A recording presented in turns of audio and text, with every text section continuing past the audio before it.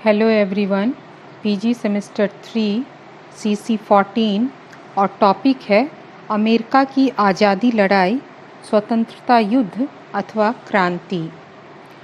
America के संदर्भ में 1776 ईस्वी की घटनाओं की व्याख्या करते हुए यह विचार आना स्वाभाविक है कि अमेरिका की आज़ादी को महज स्वतंत्रता युद्ध माना जाए अथवा क्रांति। क्या यह समझा जाए कि ये घटनाएं वर्तमानी शाही नियंत्रण के विरुद्ध उन जन आक्रोश की अभिव्यक्ति थी जिसका लक्ष्य केवल स्वतंत्रता प्राप्ति था, अथवा यह माना जाए कि क्रांति के पूर्व कल्पना के फलस्वरूप क्रांतिकारी ताकतों को अपनी कार्य योजना को अंजाम देने की खुली छूट दे दी गई थी। क्या यह माना जाए कि स्वतंत्रता की उद्घोषणा की परिकल्पना के पीछे केवल राजनीतिक लक्ष्य ही थे अथवा उसमें समाज में बदलाव लाने का संकल्प भी कार्यरत था? क्या आर्थिक भार ही क्रांति का आधारभूत लक्षण था अथवा अन्य कारणों को 1776 ईस्वी की घटनाएं अपने आगोश में समेटे हुए थी? इन्हीं प्रश्नों का उत्तर हमें खोजना होगा।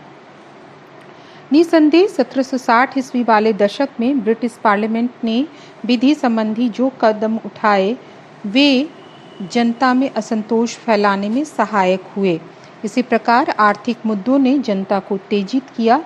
उपनिवेशों के व्यापारी नाखुश थे क्योंकि उन्हें प्रत्यक्ष व्यापार की सुविधाओं से वंचित कर दिया गया था। तंबाकू अथवा चाय की फसल के विपणन अथवा करारोपण संबंधी एकाधिकार अंग्रेजों के हाथ में होना आदि उपनिवेशों के लिए चिंता की बात थी, परंतु केवल आर्थिक भार को ही कमर तोड़ देने वाला सिद्ध नहीं किया जा सकता है। वास्तव में अमेरिकियों पर शाही करों का बोझ प्रति व्यक्ति 1.08 डॉलर था। इसकी तुलना में इंग्लैंड में लगने वाला कर भार कहीं अधिक था। डॉक्टर किरण दातार ने अमेरिकी इतिहासकारों की गणना के आधार पर टिप्पणी की है कि 1764 ईस्वी और 1775 ईस्वी के बीच विभिन्न कर कानून लागू कर उपनिवेशों से उगाहे जाने वाले धन के बारे में यदि हिसाब लगाया जाए तो वह इंग्लैंड के राजस्व में 1,20,000 पाउंड की वृद्धि करने वाला ठहरेगा, जो कि उपनिवेशों की जनसंख्या की तुलना में प्रति व्यक्ति केवल 1.10 पाउंड ही बैठता है। इस प्रकार यदि नौ परिवहन अधिनियमों के प्रभावों का अध्ययन किया जाए तो यह निष्कर्ष निकलता है कि कुछ क्षेत्रों में तो इन अधिनियमों से उत्तरी नौ परिवहन कंपनियों के हितों को ही लाभ पहुंचा, क्योंकि इन अधिनियमों से संरक्षण पाकर उन्हें अन्य देशों की नौ परिवहन कंपनियों से प्रतिद्वंदिता नहीं करनी पड़ी।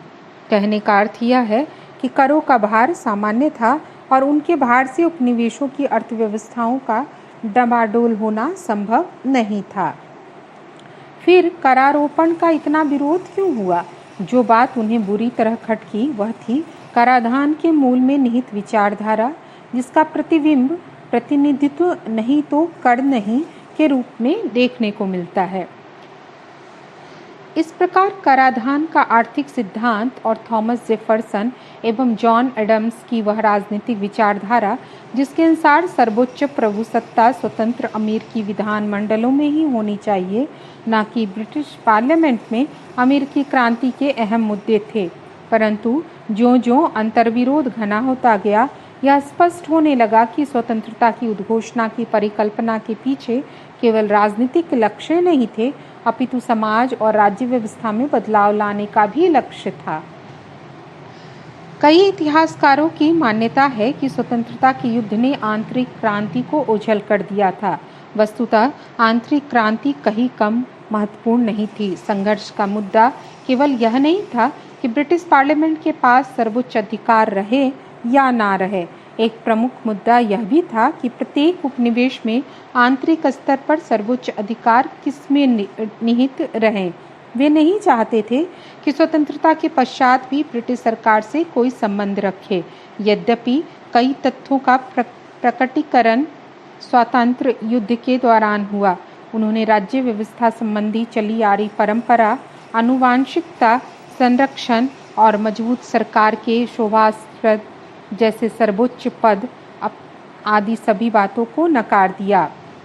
युद्ध के दौरान ही राज्यों ने अपने अपने यहाँ पूर्ण स्वशासन लागू करने की तैयारी कर ली थी और संघर्ष समाप्ति पर उन्होंने अपनी लोकतांत्रिक संस्थाएं भी गठित कर ली थी। इस संदर्भ में भारत की आज़ादी के बाद मची अफरा-तफरी से यहाँ बेहतर पक्ष दिखाई देता है, परंतु भारत की आज़ादी का लंबा संघर्ष स्वयं में पूरी दुनिया में विशिष्ट रहा है। अमेरिका के स्वतंत्रता संग्राम में क्रांति के बीज पल्लवित हो चुके थे। जो इतिहासकार इस मत को स्वीकार करते हैं, उनका अभिमत है कि दास प्रथा जैसी कुप्रथा पर उपनिवेशवासियों ने विचार कर लिया था। युद्ध छिड़ने के समय सभी 13 उपनिवेशों में लगभग 5 लाख गुलाम थे। इस स्थिति का बोध काफी लोगों को चेतना को झकझोर रहा था। इसका प्रमाण इस तथ्य में मिलेगा, जैसा कि डॉक्टर किरण दातार ने प्रमाणों के आधार पर अपनी पुस्तक अमेरिका का इतिहास में लिखा है कि 1770 ईस्वी वाले दशक में कई दास प्रथा विरोधी समितियां अस्तित्व में आईं। 1774 ईस्वी की महाद्वीपीय कांग्रेस ने दासों का आयात न करने संबंधी संकल्प पारित किया। रोड आइलैंड तथा कनेक्टिकट जैसे कई राज्यों में आज्ञप्तियां जारी की गईं। भविष्य में यदि दासों का आयात किया गया तो उन्हें स्वतंत्र नागरिकों का दर्जा ही मिलेगा। मैसाचुसेट्स की कोर्ट ने राज्य में दास प्रथा का उन्मूलन कर दिया। अन्य कई राज्यों ने भी दासों का आयात न करने संबंधी कानून बनाए। इस सब का अर्थ यह नहीं था कि दास प्रथा अपने विभत्स स्वरूप के साथ मौजूद न थी। फिर भी राज्यों में उभरती चेतना के प्रमाण हमें मिलते हैं, जो किसी भी देश की क्रांति के लिए प्रबल आधार हो सकते हैं।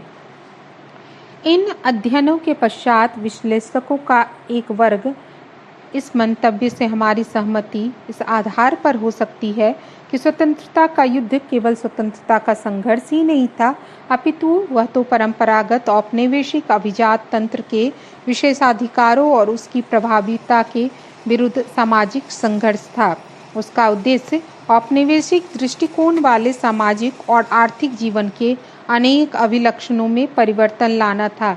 ऐसा करते समय संस्थाओं के लोकतंत्रीकरण पर अधिक बल दिया गया। यह एक उल्लेखनीय तथ्य है कि अमेरिकन क्रांति कोई अचानक होने वाली घटना नहीं थी। इस क्रांति का आधार एक मजबूत शिला थी जिसे नहीं टाला जा सकता था। थॉमस ए बेली का मत है कि विस्तृत रूप में अमेरिकन क्रांति वह नहीं थी जो अमेरिकन स्वतंत्रता का युद्ध था। युद्ध तो केवल 8 वर्ष में समाप्त हो गया, किंतु क्रांति लगभग 150 वर्षों तक चलती रही एवं इसका आरंभ तभी हो गया था जब अंग्रेजों ने नए महाद्वीप पर बसने के लिए कदम रखा था। एडमंड राइट द्वारा संपादित पुस्तक causes and consequences of the American revolution, Bernard Bailyn कृत ideologic orient of American revolution, S Lemisch कृत the American revolution seen from the bottom of आदि कृतियों में अमेरिकी क्रांति के इस पक्ष पर गंभीर चर्चा की गई है। इन्होंने बताया है कि युद्ध और उसके परिणाम अत्यंत गंभीर रहे। स्वतंत्रता संग्राम ने राजनीतिक, सार्वजनिक वाद विवाद और आंदोलनों में जनता की रुचि काफ़ी बढ़ा दी। मतभेदों के बारे में खुलकर चर्चाएं होने लगी। इसके प्रमाण समाचार पत्रों में प्रकाशित उनके विचारों और अन्य प्रकाशित पैम्पलेट्स में देखने को मिलते हैं। इस प्रकार युद्धोपरांत अमेरिकी समाज के सामाजिक एवं आर्थिक क्रियाकलापों में भी परिवर्तन दिखाई देता है। व्यष्टिवाद और समानता का राजनीतिक दर्शन पनपा। शिक्षा के महत्व को अधिक व्यापकता के साथ समझा। स्त्रियों की स्थिति सुधारने की दिशा में अमेरिका ने पहल की। इन सब के अतिरिक्त अमेरिका के इस युद्ध ने पूरी दुनिया पर व्यापक प्रभाव डाला। विश्व में गणतंत्रीय सरकार की स्थापना का पहला आधुनिक प्रयोग सफल रहा। इन सब के बावजूद कतिपय विश्लेषकों की मान्यता है कि स्वतंत्रता युद्ध को क्रांति की संज्ञा से अभिहित करना निरर्थक प्रयास होगा। उनका कहना है कि क्रांति संबंधी सिद्धांतों का प्रतिपादन करने वाले व्यक्तियों के मन में आमूलचूल परिवर्तन लाने की तमन्ना नहीं थी। वे तो बस बरतानवी संस्थाओं की पुनरावृत्ति चाहते थे और उन्हीं से प्रेरणा ग्रहण कर रहे थे। इस प्रकार अमेरिका वासियों की लड़ाई किन्हीं नए अधिकारों की स्थापना के लिए ना होकर प्राचीन अधिकारों की रक्षा के लिए चल रही थी। इस वर्ग के विश्लेषकों का कहना है कि औपनिवेशिक अभिजात वर्ग को चुनौती तो दे दी गई, किंतु उसे हटाकर किसी भिन्न महत्वपूर्ण समाज की स्थापना नहीं हुई। इनका यह भी कहना है कि युद्धोत्तर काल के समाज में खुलापन कम, सामाजिक स्तरभेद अधिकाधिक बढ़ता ही रहा, परंतु युद्ध के परिणामों एवं प्रभावों की व्यापकता इसे क्रांति के निकट ही ला खड़ी करती है। वस्तुतः अमेरिका का स्वतंत्रता युद्ध अपने स्वरूप में क्रांति नहीं था, परंतु अपने परिणामों में वह क्रांतिकारी अवश्य था। शायद इसलिए इसे 1776 की क्रांति की संज्ञा से पहचाना जाता है। धन्यवाद।